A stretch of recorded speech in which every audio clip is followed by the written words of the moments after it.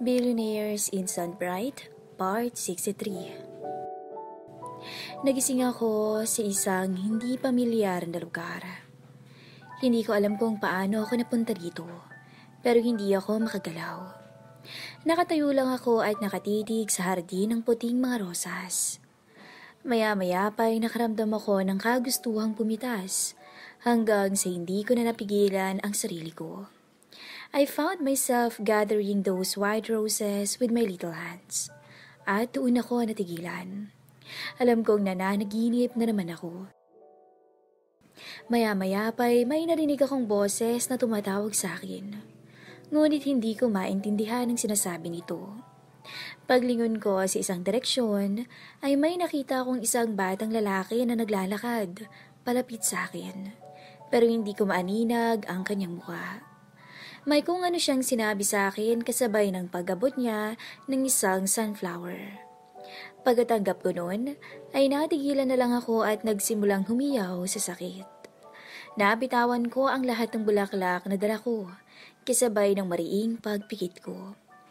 Napaupo ako sa lupa habang patuloy pa rin sa paghiyaw. Hanggang sa maramdaman kong may init na unti-unting bumabalot sa akin. Isang init na ang tanging dala ay kapayapaan at kapanatagan. Kaya naman dahan-dahan kong minulat ang mga mata ko, pero wala na ako sa lugar na yon. Nasa kwarto na ako ni Uriel at nakakulong sa mga bisig niya. Nang lingunin ko siya ay payapa siyang natutulog habang tumatama ang hininga niya sa aking mukha. Napatitig na lang ako sa kanya bago ako sumiksik sa kanyang dibdib at niyakap siya pabalik. Muli ko na namang naisip ang napag-usapan namin.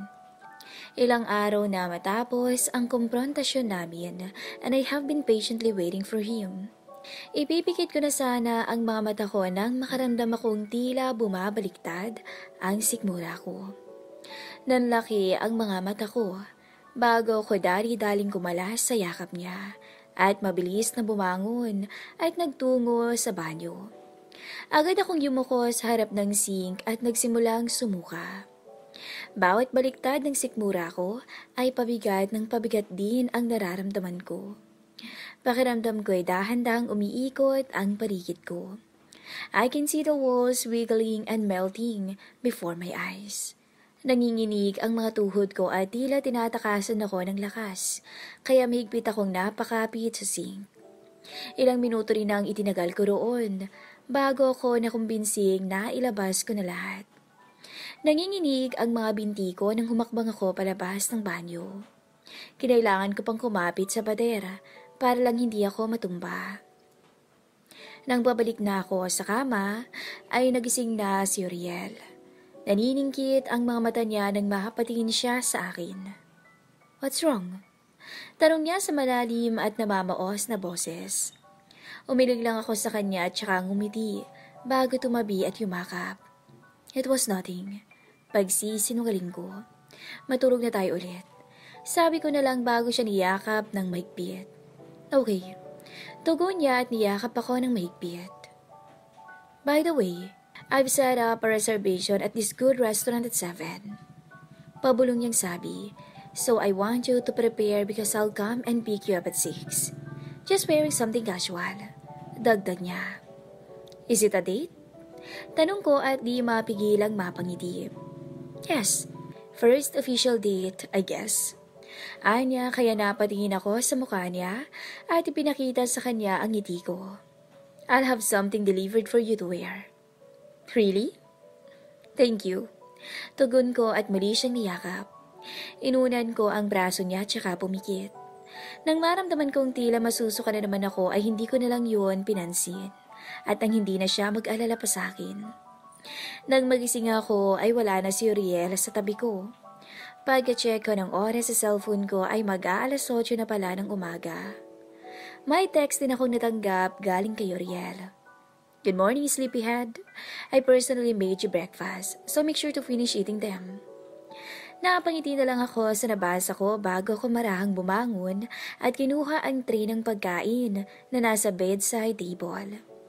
Simple lang naman ang niluto niya. Bacon, scrambled egg at fried rice. May kape rin tong kasama at tubig. Good morning. Thank you for the breakfast. Reply ko sa kanya bago ko sinimulang kainin ang inihanda niya. Pero isang subo pa lang ay nakaramdam na ako agad ng pagbaliktad ng sikmura. Kaya dali-dali akong pumunta sa banyo. Hindi ko mapigilang mapaisip kung ano kaya ang nangyayari sa akin. Pakiramdam ko'y tila nakabitin ako pati warik. Mabigat ang pakiramdam ko at medyo masakit din ang ulo ko. Nang i-check ko naman ang temperatura ko ay okay naman, normal naman. Pero dahil nga roon ay nawalan na ako ng ganang kumain. I barely touched the food he made for me and that made me feel really guilty.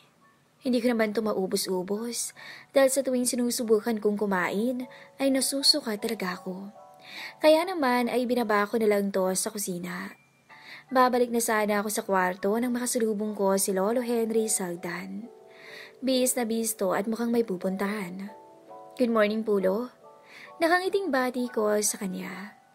Good morning din, Iha. Tugon niya at napatingin sa akin. Pansin ko ang pagdidig niya sa mukha ko. Are you okay? You look paler than before. Angat mabilis na itinampi ang likod ng palad sa noo ko. Okay lang po, Kulo. Paninigurado ko sa kanya. Good. But if in case you feel discomfort, don't hesitate to call me, okay? I'll be out with my amigos and amigas for the day, and maybe even for the night. Paalam niya. Tumango lang ako sa kanya at ngumiti. Enjoy po kayo. I will, Iha. At kumindat pa sa akin.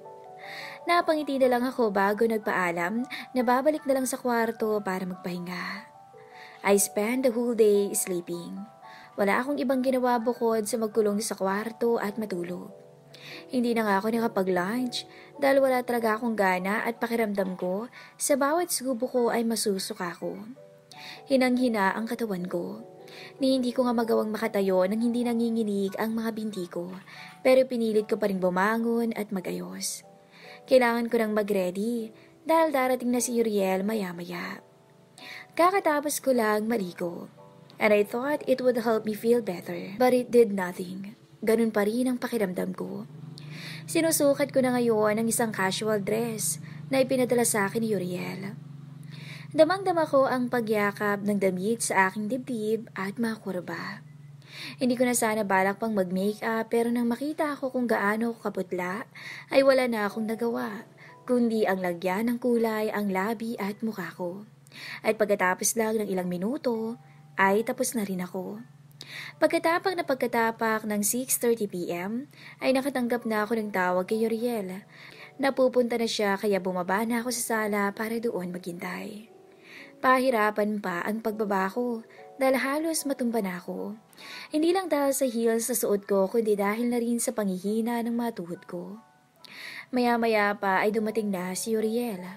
Kay gwapo niya sa suot niyang navy blue suit na pinalooban ng white long sleeve.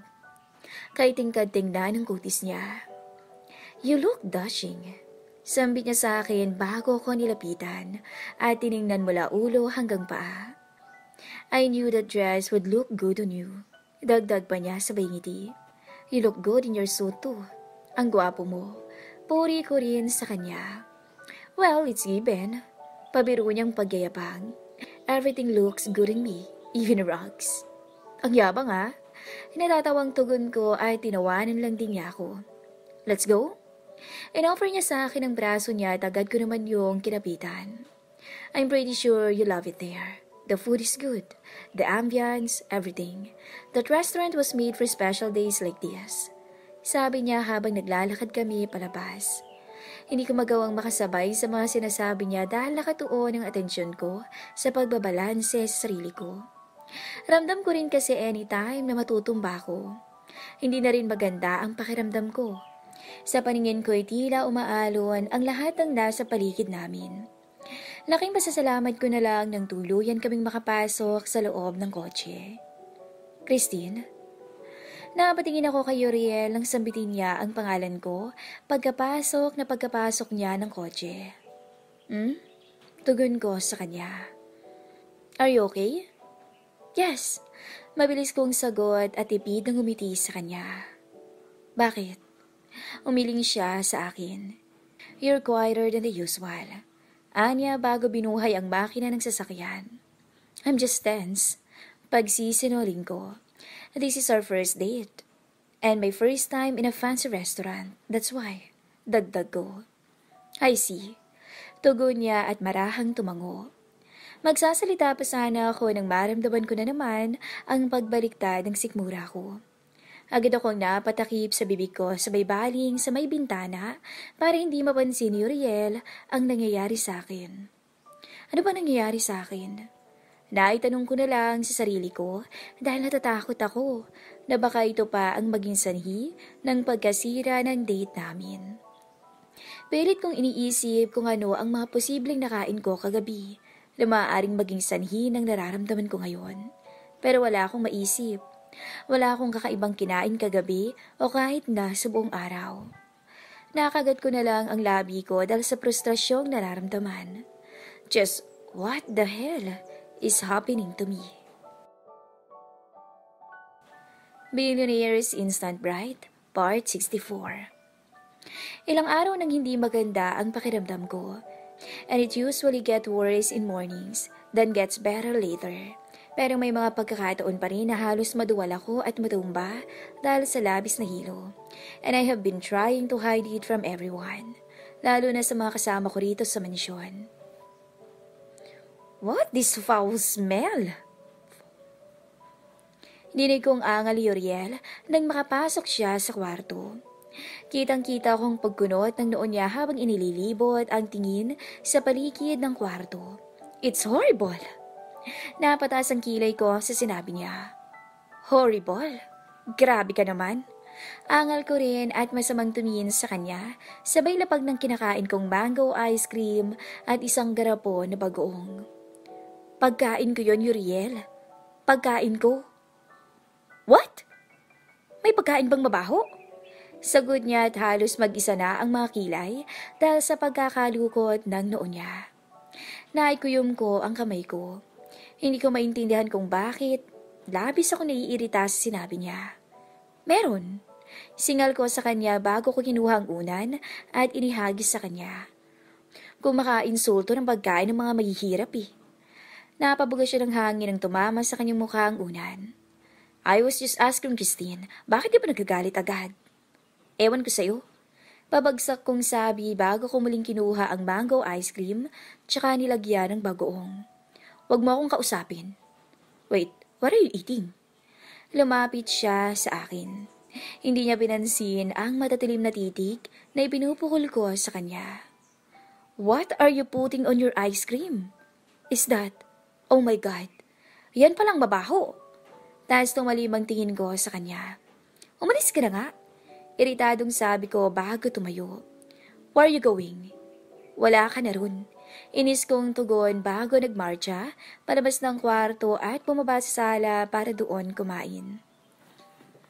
Pabagsak akong umupo sa couch at nilantakang muli ang ice cream. Napapapikit pa ako sa sarap.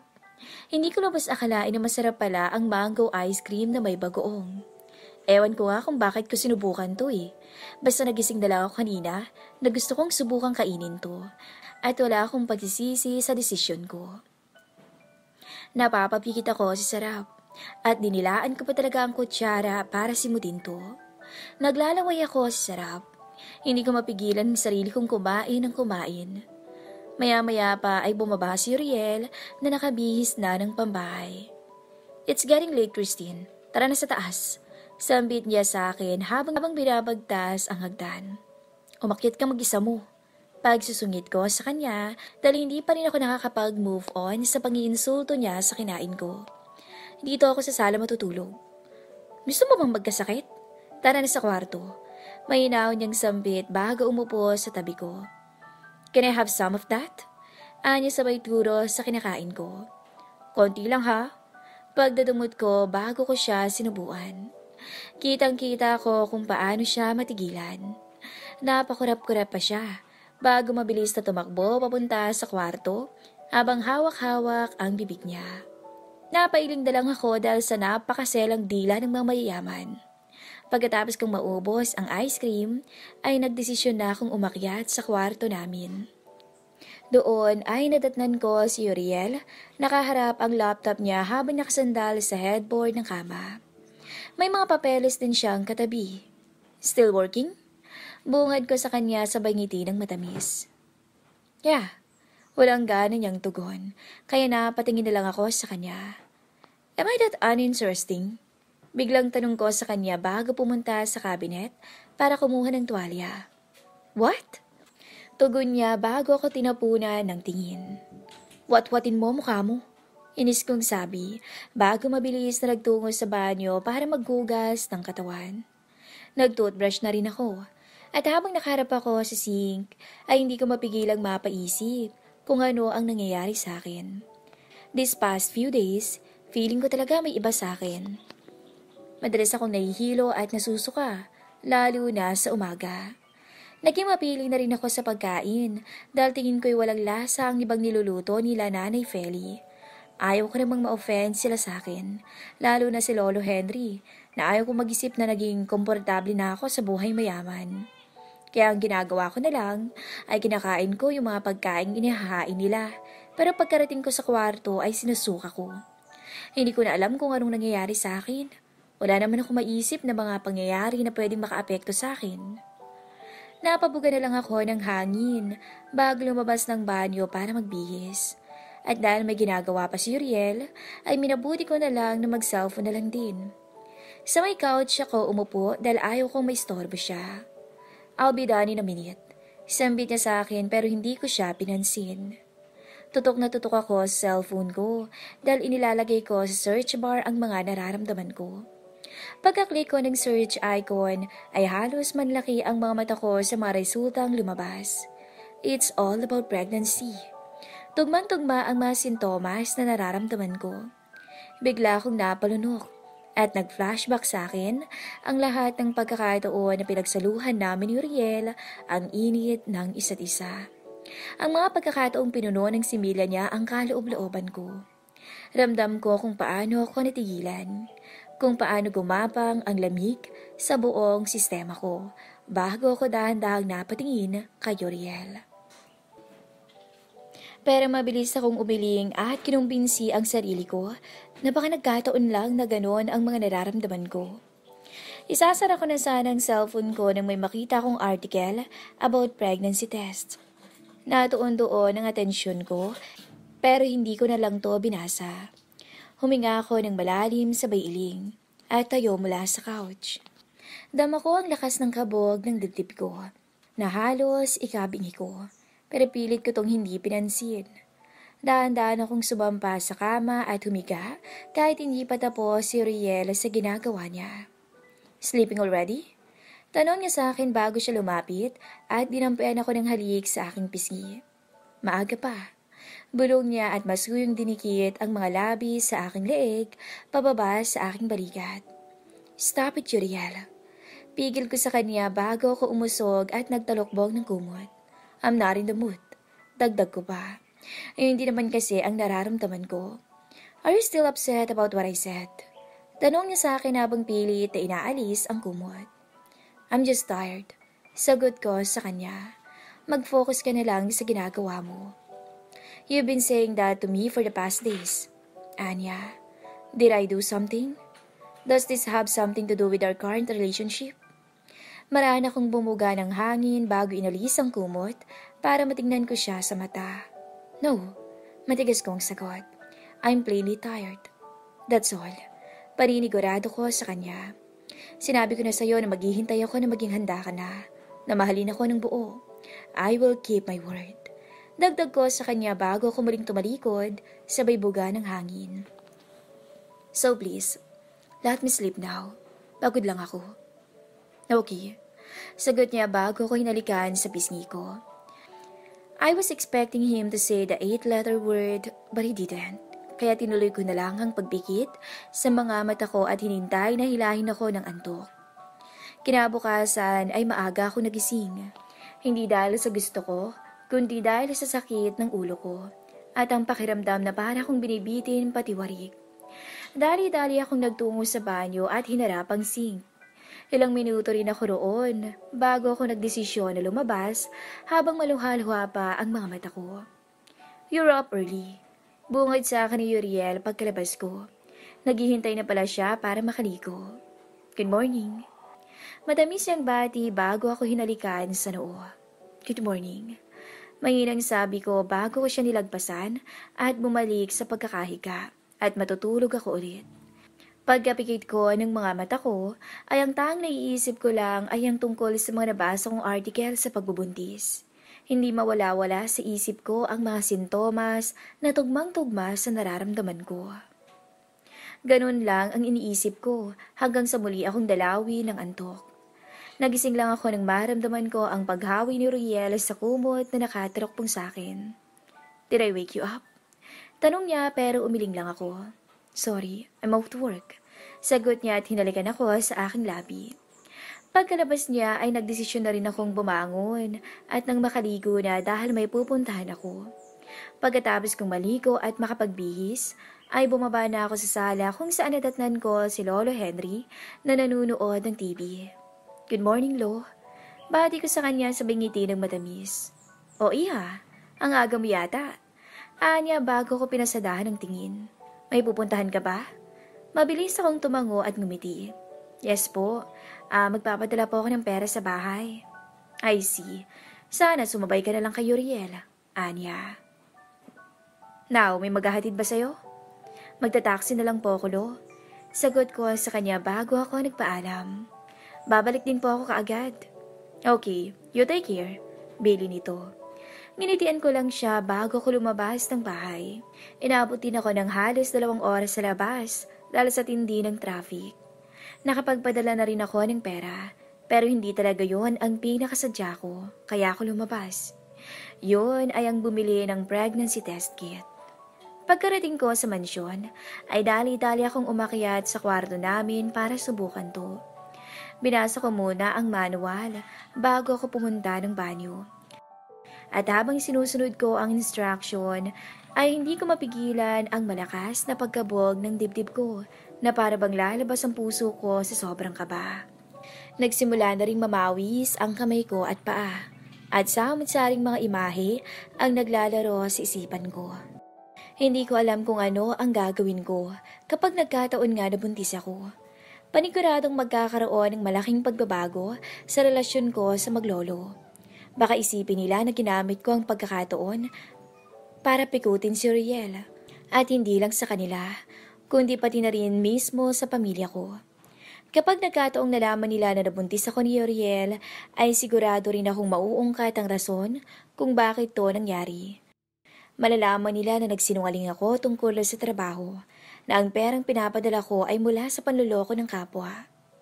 Naikuyom ko ang kamay ko bago ako napapikit, sabay hinga ng malalim. Pagmulat ng mga mata ko ay marahan akong tumango at muling huminga ng malalim para pakalmahin ang sarili ko.